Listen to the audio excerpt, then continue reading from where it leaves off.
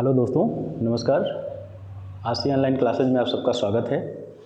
दोस्तों, आज की क्लास में हम पढ़ेंगे कि भारतीय मानसून की उत्पत्ति। और भारतीय मानसून की उत्पत्ति में यदि देखा जाए तो पहले दो क्लास हम ले चुके हैं।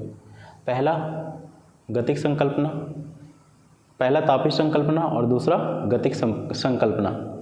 लेकिन जो तीसरी संकल्पना होगी वह अभिनव मत के नाम से जानी जाएगी। मतलब भारतीय मानसून उत्पत्ति की संकल्पनाओं में क्या लिख रहा है? भारतीय मानसून की उत्पत्ति का अभिनव मत। और यदि इस अभिनव मत की हम बात करेंगे तो यह मत दो भागों में बट जाएगा। कितने भागों में?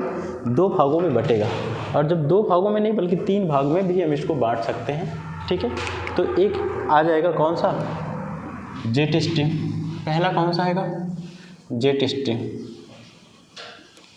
जेट स्ट्रीम पहला हो गया जेट स्ट्रीम।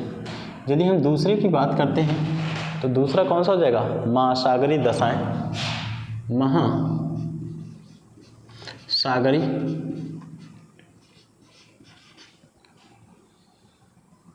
महासागरीय दशाएं। ठीक है। और तीसरे की यदि हम बात करेंगे तो तीसरा एक और आ जाएगा। इसकी यदि हम बात करते हैं तिब्बत का पठार की स्थिति। ठीक है, तो यहाँ पे हम तिब्बत का पठार, ठीक है, ये तीन तथ्य मिलकर के क्या करते हैं? भारतीय मानसून को प्रभावित करने का काम करते हैं।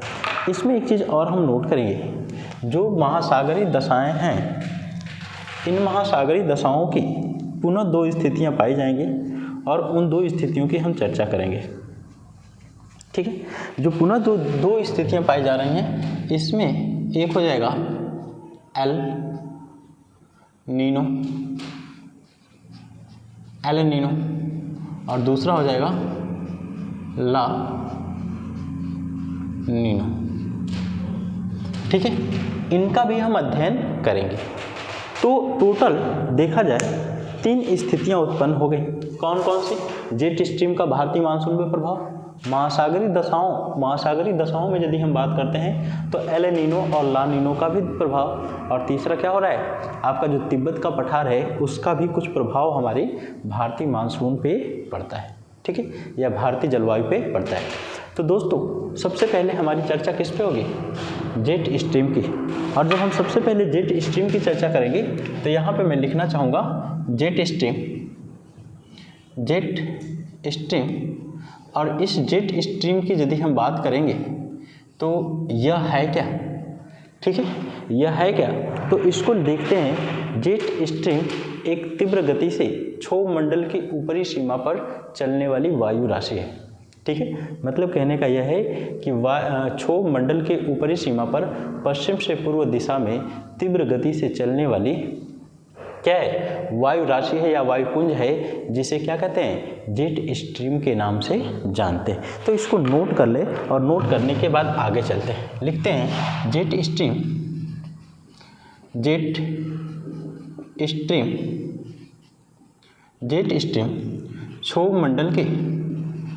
क्षोभ मंडल के ऊपरी हिस्से, क्षोभ मंडल के ऊपरी हिस्से, ठीक है, लगभग 10 से, चाहे 9 से लिखते हैं, 9 से सही रहेगा, 9 से 12 किलोमीटर की ऊंचाई पर पश्चिम से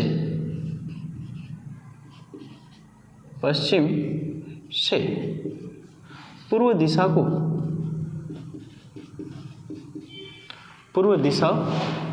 को चलने वाली वायु राशि,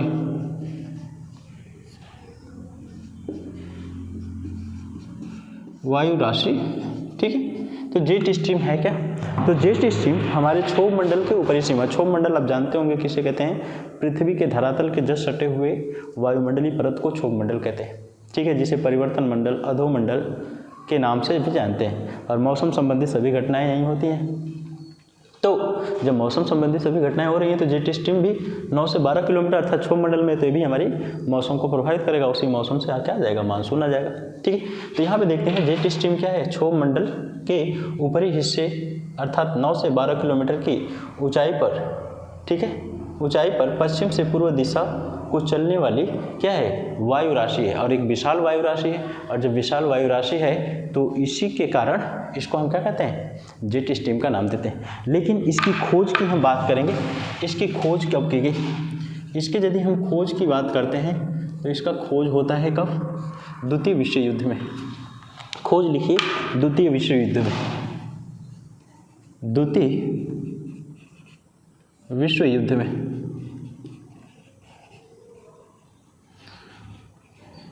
द्वितीय विश्व युद्ध में, और द्वितीय विश्व युद्ध कब होता है, सन 1939 से लेकर के 1945 के मध्य, ठीक है, सन 1939 से 1945 के मध्य, ठीक है, चलने वाली द्वितीय विश्व युद्ध के समय क्या हुआ, इसकी खोज की गई। लेकिन खोजकर्ता भी हम लिखेंगे, खोजकर्ता की यदि हम बात करते हैं तो खोजकर्ता कौन हो जाएंगे, खोजकर्ता में लिखेंगे अमेरिका के बम वर्षक विमान, ठीक है, अमेरिकी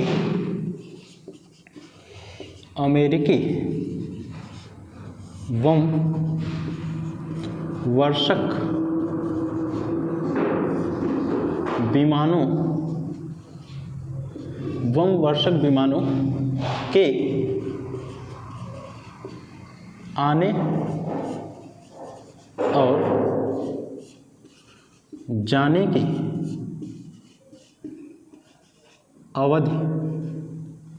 आने और जाने की अवधि के आधार पर,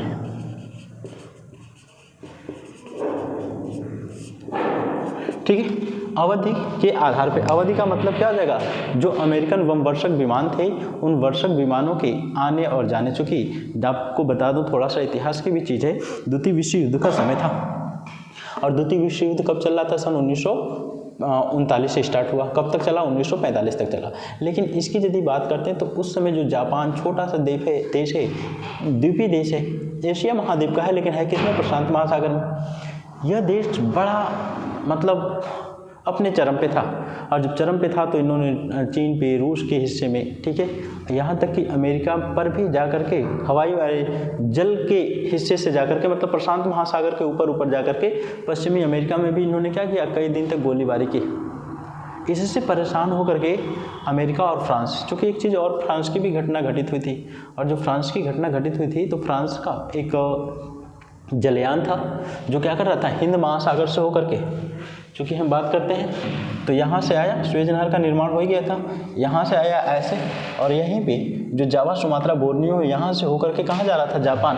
और जापान इसलिए जा रहा था कि जापान का जो वर्चस्व बढ़ रहा था उसको रोकने के लिए हथियार से भरा था। जैसे ही जापानियों को पता चला तो जापान के एक जहाज द्वारा 2 सैनिकों ने अपने आप को बारूद से लैस किया, और अपने आप को बारूद से लैस करने के बाद इस हवाई जहाज़ की चिमनियों में कूद गए, और जैसे ही चिमनियों में कूदे वो पूरी जहाज़ फट गए, और फट के वहीं पे जहाज़ क्या हो जाती है, डूब जाती है। इससे परेशान हो गए कौन, फ्रांस और जापान, अरे फ्रांस और अमेरिका। और जब फ्रांस और अमेरिका परेशान हो जाते हैं तो परेशान होने के बाद उन्होंने सोचा कि अब जापान को रोकना है। तो जब रोकना है तो उन्होंने क्या किया, एक योजना बनाई, और इस योजना के तहत क्या किया, जापान पे बम गिराया गया 6 अगस्त को हिरोशिमा पे और 9 अगस्त को नागासाकी पे। 9 से 9 अर्थात 9 अगस्त को नागासाकी और 6 अगस्त को हिरोशिमा पे किसके द्वारा बम गिराया गया, अमेरिका के द्वारा। तो जो हमें अच्छा कौन कौन से बम थे, तो little fat man and little boy, मतलब लिटिल बॉय और फैट मैन नामक 2 बम गिराए गए थे, ठीक है। तो जो बम वर्षक विमान थे, जिन विमान के द्वारा या जिन जहाज़ों के द्वारा उन बम को गिराया गया, वे विमान जिस गति से, चूँकि जिस रास्ते से आए उसी रास्ते से वापस नहीं गए, ठीक है, उस रास्ते से वापस नहीं गए, जैसे भी इधर से आ रहे हैं, ऐसे आ रहे हैं, तो बीच में जापान यहाँ पे, तो ऐसे है जापान पे बम गिरा के और ऐसे ही निकल गए, ठीक। तो ऐसे निकले नहीं, वापस रिटर्न जब गए, और जब रिटर्न जाते हैं तो उनके आने और जाने की अवधि में अंतर पाया गया। तो वहाँ जो जहाज़ के पायलट थे उन्होंने इस चीज़ को बताया, और वहाँ के विद्वानों ने इस चीज़ पे रिसर्च करना शुरू किया, और जैसे उन्होंने रिसर्च करना शुरू किया तो उन्होंने पाया कि क्षोभ मंडल के ऊपर लगभग 9 से 12 किलोमीटर की ऊंचाई पर, ठीक है, 9 से 12 किलोमीटर की ऊंचाई पर तीव्र गति से चलने वाली एक वायु राशि या वायुपुंज है, जिसकी गति सामान्यतः देखा जाए तो 300 से 500 किलोमीटर प्रति घंटा होती है, और यह किस दिशा से, पश्चिम दिशा से पूर्व दिशा की ओर होती है।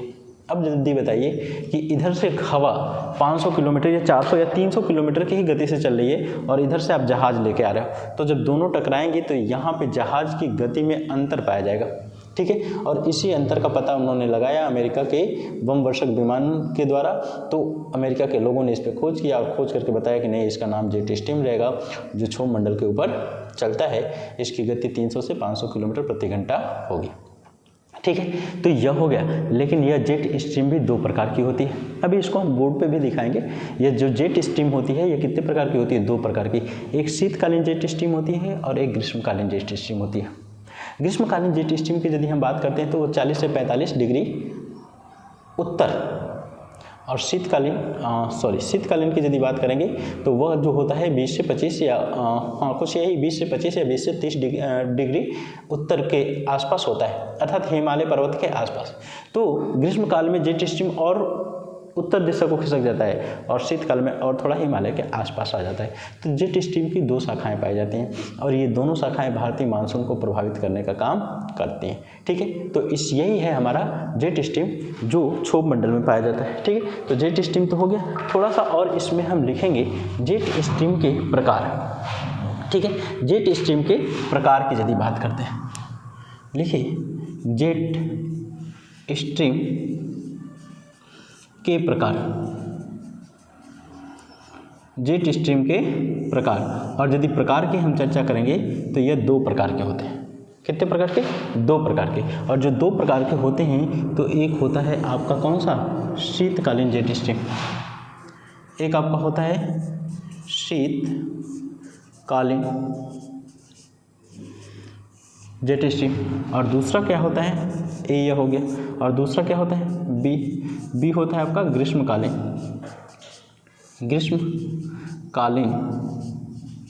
जेट स्ट्रीम, ठीक है। 2 स्ट्रीम हो गए, एक ग्रीष्मकालीन जेट स्ट्रीम हो गया और दूसरा कौन सा हो गया? शीतकालीन जेट स्ट्रीम हो गया। चाहे पहला शीतकालीन जेट स्ट्रीम हो गया और दूसरा ग्रीष्मकालीन जेट स्ट्रीम हो गया। अब यदि हम बात करेंगे तो इनकी गति क्या रही? तो इनकी गति, अच्छा पहले इसकी स्थिति देखते हैं। तो इसकी स्थिति होती है स्थिति, ठीक है।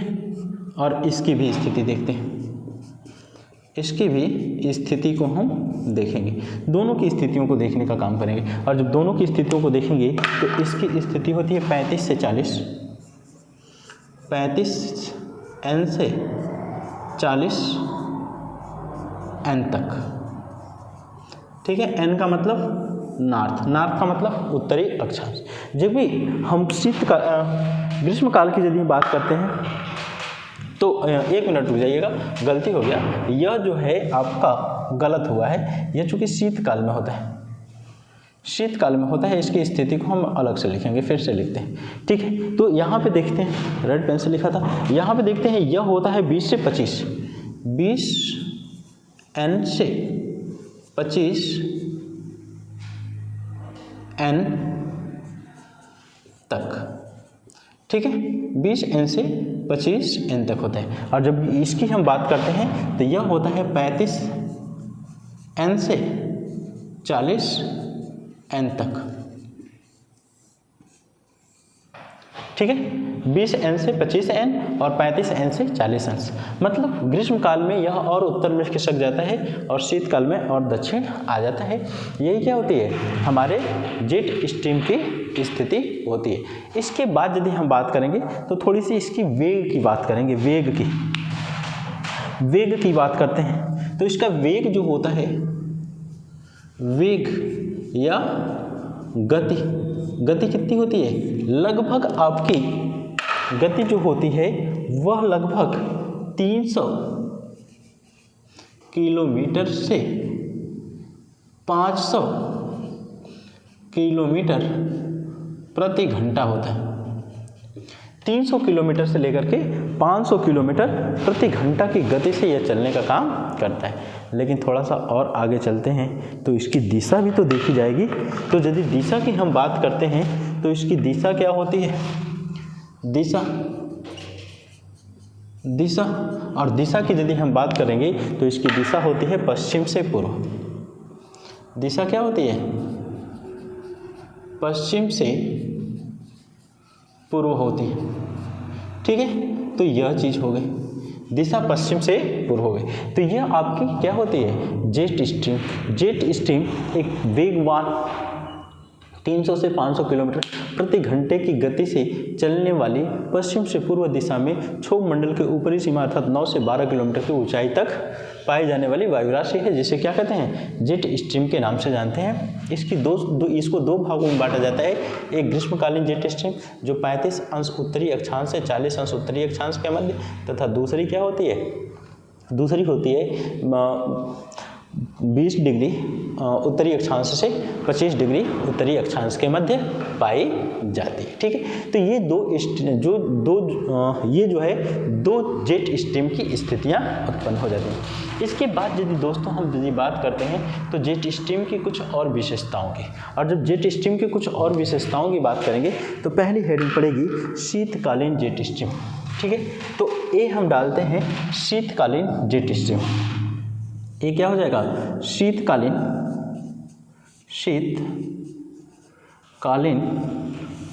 Jet stream. जेट स्ट्रीम की बात करते हैं, शीतकालीन जेट स्ट्रीम। और जो शीतकालीन जेट स्ट्रीम की बात करते हैं तो सबसे पहले यहाँ पे देख लेते हैं, जो शीतकालीन जेट स्ट्रीम है इसकी स्थिति क्या होती है, 20 डिग्री एन से 25 डिग्री एन तक। और यदि हम ग्रीष्मकालीन की बात करते हैं तो उसको छोड़ देते हैं। वेग की बात करते हैं तो 300 से 500 किलोमीटर प्रति घंटा, और दिशा की बात करते हैं तो पश्चिम से पूर्व दिशा को चलने का काम करते हैं। अब यदि दोस्तों हम बात करते हैं तो शीतकाल में होता क्या है। शीतकाल में दोस्तों यह स्थिति उत्पन्न होती है कि यह जो भाग है पाकिस्तान वाला और भारत वाला, मतलब कह सकते हैं थार का मरुस्थल वाला, जो थार के मरुस्थल वाला यह हिस्सा है, इस हिस्से में शीतकाल में मतलब नवंबर दिसंबर महीने में क्या होता है, उच्च वायुदाब की पेटी का विकास हो जाता है। इस हिस्से में उच्च वायुदाब की पेटी का विकास होता है। जबकि ठीक इसी के पश्चिम यदि आप आएंगे तो यहाँ पे देखते हैं, यहाँ पे एक सागर पाया जाता है जिसको क्या कहते हैं, भूमध्य सागर हम कहते हैं।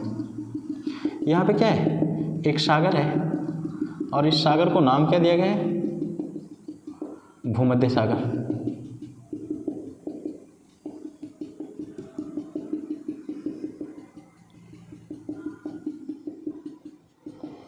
ये क्या है, भूमध्य सागर है। और जब ये भूमध्य सागर है तो यहाँ पे देखेंगे जैसे उच्च वायुदाब का केंद्र विकसित होता है तो इस हिस्से में निम्न वायुदाब का केंद्र पाया जाता है। ठीक है, क्या यहाँ पे उच्च वायुदाब और इस हिस्से में निम्न वायुदाब का केंद्र स्थापित हो जाता है। जब इस हिस्से में निम्न वायुदाब का केंद्र स्थापित होता है तो यहीं से क्या होती है, चलने वाली, चूंकि यह किस में आता है, शीतोष्ण कटिबंध के क्षेत्र में आता है, शीतोष्ण कटिबंध के क्षेत्र में आता है। चूंकि हम देखेंगे, आपको बताया गया था 23.5 अंश उत्तर से 23.5 दक्षिण जो होता है उष्ण कटिबंध, और 23.5 उत्तर तथा दक्षिण से 66.5 उत्तर एवं दक्षिण का जो क्षेत्र होता है इसको शीतोष्ण कटिबंध के नाम से जाना जाता है। और कर्क रेखा यहीं से गुजरती है तो कर्क रेखा के ऊपर है, इसलिए कैसे में आएगा, शीतोष्ण कटिबंध में आएगा। तो शीतोष्ण कटिबंध में हवाएं पश्चिम से पूर्व दिशा को चलना शुरू कर देती हैं। और जब हवाएं पश्चिम से पूर्व दिशा की ओर चलती हैं और यहाँ पे क्या हो रहा है कि चलती हैं जब हवाएं तो यहाँ से नमी धारण कर लेती हैं, और जब नमी धारण करती हैं तो नमी धारण करने के बाद जैसे ही ऊपर उठती हैं तो किसके संपर्क में आ जाती हैं, जेट स्ट्रीम के संपर्क में आ जाती हैं। और यहीं से क्या होता है, इस हिस्से में ये चलती हैं, और जैसे ही इस हिस्से में चलती हैं तो हिमालय पर्वत पड़ता है और हिमालय पर्वत से टकराती हैं, और टकरा करके भारत के इन हिस्सों में क्या करती हैं, वर्षा करने का काम करती हैं। तो इसी को हम बोलते हैं शीतकालीन मानसून, या क्या कहते हैं, इसी को पश्चिमी विक्षोभ कहते हैं। तो पश्चिमी विक्षोभ की उत्पत्ति कहाँ पर हो रही है, भूमध्य सागर में हो रही है। ठीक है, तो एक तो यह संकल्पना हो गई शीतकालीन जेट स्ट्रीम की। ठीक है, और शीतकालीन जेट स्ट्रीम की दो शाखाएं पाई जाती हैं। यहाँ पे लिखेंगे इसकी शीतकालीन जेट स्ट्रीम की, शीतकालीन जेट स्ट्रीम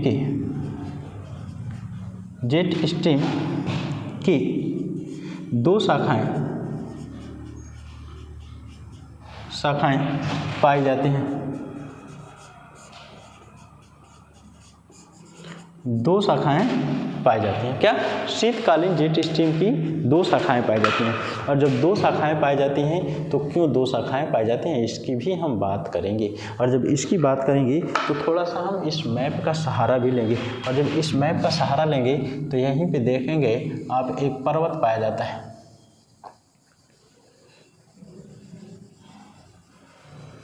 यहीं पे एक पर्वत पाया जाता है। और जब इस पर्वत की स्थिति को हम देखते हैं तो यहाँ से क्या चलता है, यहीं से जेट स्ट्रीम चलती है। ठीक है, यह क्या चल रही है, जेट स्ट्रीम चल रही है। और किस काल की, शीतकाल की जेट स्ट्रीम। और जैसे ही यहाँ से शीतकाल की जेट स्ट्रीम चलती है तब यहाँ फिर देखेंगे यह धीरे धीरे ऐसे होने लगती है। ठीक है, और यह जेट स्ट्रीम धीरे धीरे ऐसे होने लगती है। ठीक, अब यह जब ऐसे होने लगती है तो यही जेट स्ट्रीम दो भागों में क्या हो जाती है, बट जाती है। यही जेट स्ट्रीम दो भागों में बढ़ जाती है। अच्छा, एक चीज़ और है, जेट स्ट्रीम जो चलती है तो इसका आकार कैसा होता है। जेट स्ट्रीम का आकार की यदि हम बात करते हैं, नोट में यहाँ पे हम लिख लेंगे, नोट में। ठीक है, नोट में यहाँ पे लिखते हैं, नोट में लिखेंगे जेट स्ट्रीम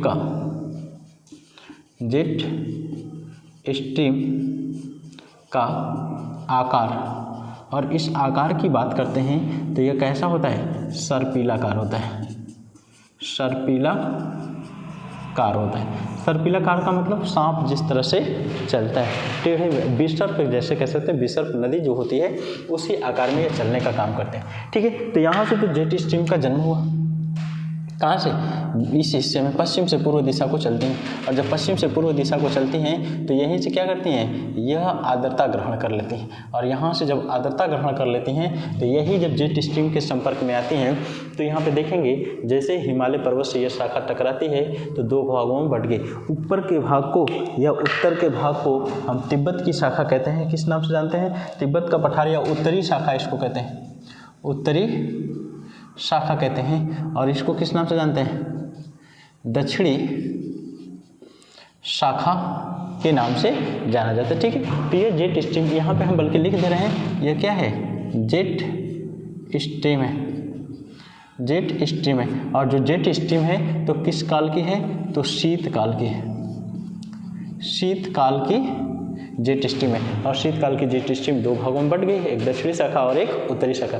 यही दक्षिणी शाखा क्या करती है, शीतकाल में इस हिस्से में वर्षा करने का काम करती है, जिसको हम क्या कहते हैं, पश्चिमी विक्षोभ के नाम से भी जानते हैं। ठीक है, तो आप लोगों के एग्जाम में जो क्वेश्चंस बनने चाहिए या जो बन सकते हैं वो यहीं से बन सकते हैं। इससे ज़्यादा डिटेल हमसे चर्चा हम नहीं करेंगे। लेकिन थोड़ा सा एक चीज़ और भी हम देखेंगे, और जो एक चीज़ देखेंगे वो यह होता है कि दूसरी जो शाखा, अच्छा शीतकाल की दो शाखा, अच्छा यहाँ पे तो लिखा ही गया है, यहाँ पे मैंने नहीं लिखा है। एक शाखा का नाम क्या है, एक शाखा का नाम है उत्तरी शाखा और दूसरी शाखा का नाम क्या है, दक्षिणी शाखा। ठीक है, तो शीतकालीन जेट स्ट्रीम की दो शाखाओं का इस हिस्से में जन्म हो जाता है। इसके बाद यदि हम बात करते हैं तो दूसरी शाखा की चर्चा करेंगे। और जो दूसरी शाखा की हम चर्चा करेंगे तो दूसरी शाखा और उत्तर में पाई जाती है, नहीं सॉरी, दूसरी शाखा की नहीं बात करेंगे, दूसरी जेट स्ट्रीम की बात करेंगे, मतलब ग्रीष्मकालीन जेट स्ट्रीम की। और जब ग्रीष्मकालीन जेट स्ट्रीम की बात करेंगे तो ग्रीष्मकालीन जेट स्ट्रीम की स्थिति को देखेंगे आप तो 35 डिग्री एन से 40 डिग्री एन का मतलब क्या हो जाता है, वह इस हिस्से में प्रवाहित होता है, मतलब भारत के बिल्कुल ऊपर से, भारत के और उत्तरी दिशा से प्रवाहित होता है। लेकिन क्या इसका भी भारतीय मानसून या जलवायु पर प्रभाव पड़ता है, तो बिल्कुल पड़ता है। बिल्कुल क्यों पड़ेगा, कभी कभी क्या होता है कि जेट स्ट्रीम की ये जो शाखा है वह शाखा दक्षिण में खिसक जाती है। दक्षिण में मतलब हिमालय के दक्षिण, और जब हिमालय के दक्षिण खिसक जाएगी तो इस हिस्से में उच्च वायुदाब का केंद्र ही रहेगा। निम्न वायुदाब नहीं बन पाएगा।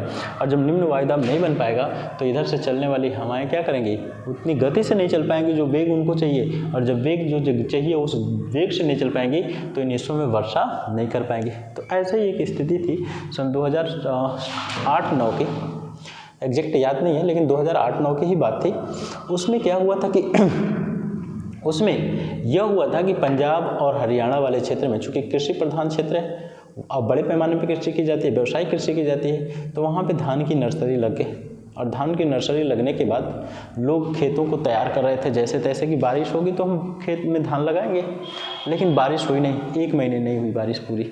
और जब 1 महीने नहीं पूरी बारिश हुई तो लोगों ने क्या किया, खेतों को जुतवाया, और खेतों को जुतवा करके बजड़ा लगा दिया उसमें, ठीक है, मक्का लगा दिया, ठीक है, मतलब मोटे अनाज। और जैसे ही मोटे अनाज लगाए तो चूँकि वैज्ञानिकों ने भी अध्ययन किया कि वर्षा नहीं होगी, वैज्ञानिकों ने भी अध्ययन किया कि वर्षा नहीं होगी, जिसका कारण क्या था, जिसका कारण यही था कि यह जो जेट स्ट्रीम की शाखा थी, कौन सी, ग्रीष्मकालीन, वह ग्रीष्मकालीन जेट स्ट्रीम की शाखा इसको और उत्तर खिसकना चाहिए, लेकिन यह उत्तर न खिसक करके अपने स्थान पर बनी रही। और जब अपने स्थान पर बनी रही तो यहाँ पे उच्च वायुदाब का केंद्र हो गया, मतलब जितना निम्न वायुदाब चाहिए उतना नहीं हो पाया, और जब नहीं हो पाया इसलिए इनका प्रभाव कम हो गया।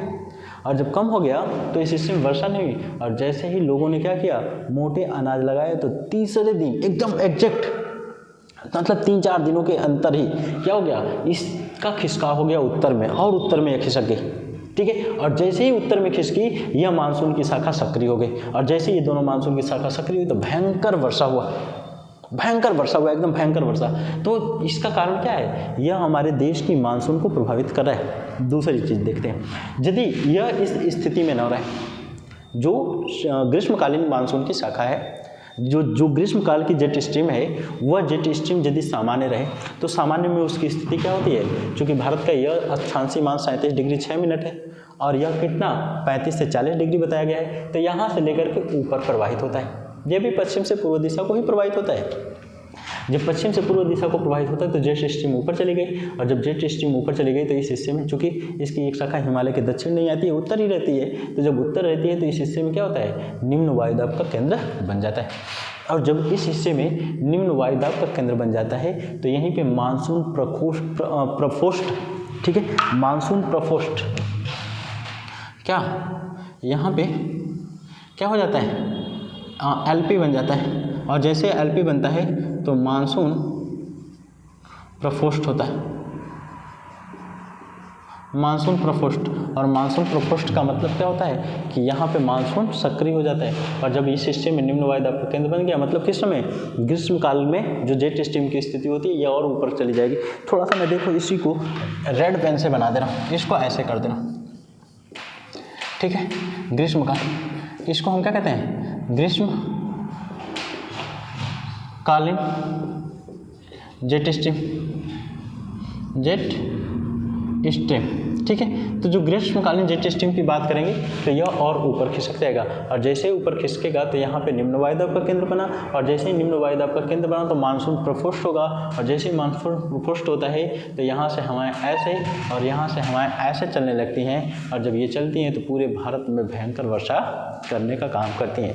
तो इस तरह से दोस्तों देखेंगे जो जेट स्ट्रीम है, उस जेट स्ट्रीम का प्रभाव हमारी भारतीय जलवायु या मानसून या मौसम पर पड़ने का काम करता है, ठीक है। एक बार हम क्विक रिवीजन करेंगे, और इस रिवीजन में हम ये बताएंगे कि जेट स्ट्रीम है क्या।